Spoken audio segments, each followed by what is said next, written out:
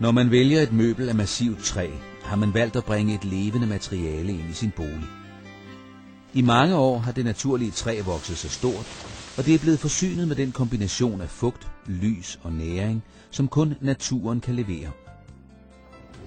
Det træ, brødrene Andersen anvender til møbler, er nøje udvalgt, og det er forsynet med den kombination af tørring, overfladebehandling og nænsomhed, som mennesket kan levere.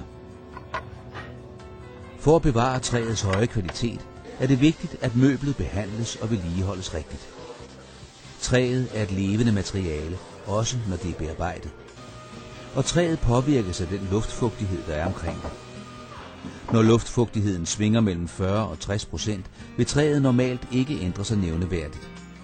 I fyringssæsonen kan luftfugtigheden i vores boliger falde til under 40%. Det kan give udtørring af træet, som svinder en smule. Der er ingen fare på færde, for træet optager igen fugtighed fra omgivelserne. Det er vigtigt at lade dit træmøbel være en naturlig del af hjemmet, men husk, at massivt træ ikke bryder sig om voldsom varme fra en radiator eller en brændeovn. Og husk også, at voksdug, plast og andet, der lukker træet inde i mere end et døgn, udelukker træet fra at holde den naturlige fugtighed. Med disse få råd kan du få optimal glæde af dit naturlige kvalitetsmøbel. Vi anbefaler i øvrigt, at du ser det afsnit, der handler om den overfladebehandling, du har valgt.